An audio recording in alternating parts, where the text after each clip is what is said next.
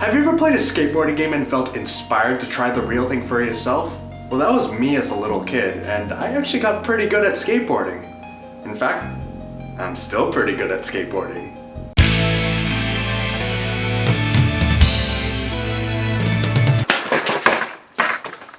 Ah, yes.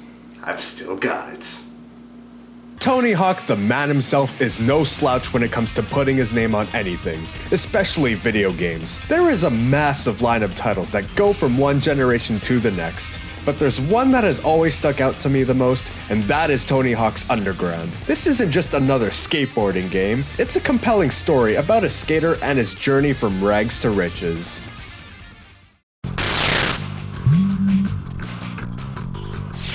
Tony Hawk's Underground begins with you. That's right, you. This time, you're not piggybacking on one of the many pros out there anymore. It's your turn to face the music. You have the freedom to completely customize the protagonist to your liking. You can make him look as silly, crazy, or cool as you like. But ultimately, I decided to make him look like myself because why not? So you're just chilling at home, slapping together a board made of old beat-up parts when Eric comes along. This guy is your supposed friend, but you quickly see him become your rival and the antagonist of the game. I mean, just look at him. Does he look like someone that you can trust? You signed us both up, right? Well, I sent mine for him in, you know. You and Eric share the same dream of one day making it big as pro skaters, but considering where you're at right now, you definitely have your work cut out for you if you want to make it in the skateboarding world. You have to do what you can to impress locals, potential sponsors, and pro skaters who just happen to be coincidentally passing by. If you and Eric do this, it'll get you guys closer to becoming pro skaters. But to make it big, you can't really do this all in just New Jersey. Show me what makes you different than Bobby B down the street, okay? And please don't hand me anything from the same old spots in New Jersey, dude, because I've seen it all. You have to travel to different places and show your stuff all over North America. There will be many ups and downs along this journey, but these are ultimately steps you take in order to become one of the best skateboarders in the world. Tony Hawk's Underground is interesting in a way because it's not just another skateboarding game. Having a plot this time around really gives you a reason to skateboard. It gives you something to work towards. And it also gives you candy.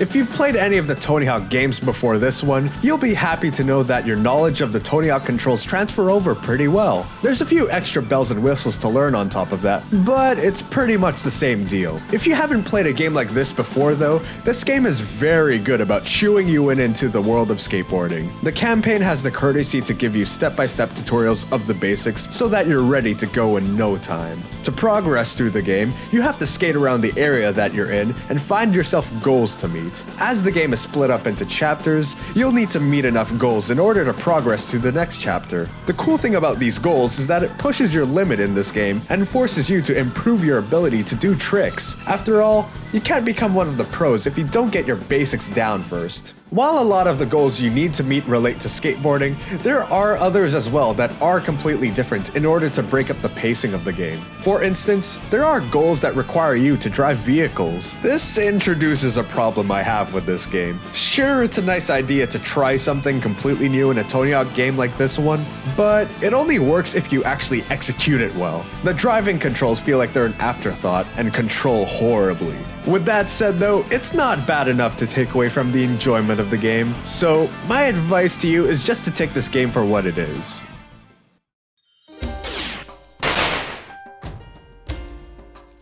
The Tony Hawk franchise has never really been known for its graphical prowess, and this game certainly isn't an exception, but there's something about the level design throughout the game that just sticks out to me. The levels create quite the exciting and open atmosphere, quite befitting of a skateboarding game. Let's take the Vancouver level as an example. As someone who lives in the same area, I can say that the game's representation of the city isn't 100% accurate. I mean, I don't remember all these skateboard ramps being set up all over the place, but what I can say is that the game does a very good job of providing a very similar atmosphere that is representative of Vancouver. I managed to visit Robson Square in downtown Vancouver, where the game's level is mostly based off of. It's very interesting to me how it looks today, compared to the game's interpretation of the same area years ago. Though, it looks like after getting the spotlight from the game itself as a skateboarding hotspot, it looks like skating around here is a little frowned upon these days. Just a little. Aside from the visuals, we could talk about the music of the game, but I can't really elaborate on the soundtrack of Tony Hawk's Underground because, but I can say that it's quite cool. To make up for not being able to show you the game's music, I can at least show you my interpretation of the average skateboarding song. So let's skate for a bit and amp it up.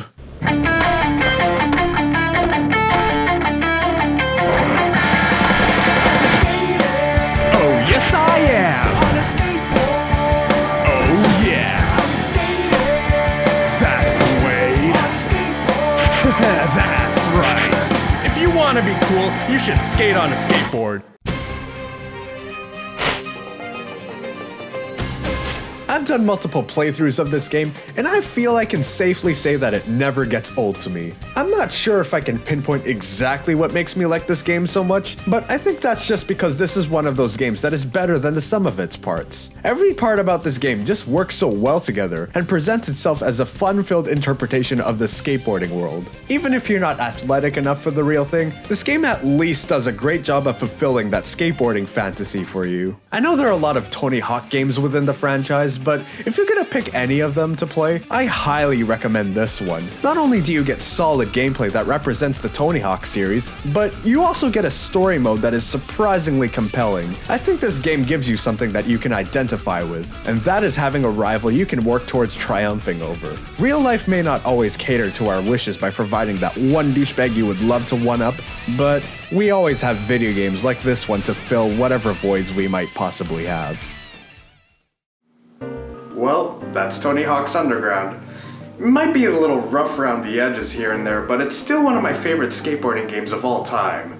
With that being said though, I'm actually feeling quite inspired now. I think it's time for us to skate.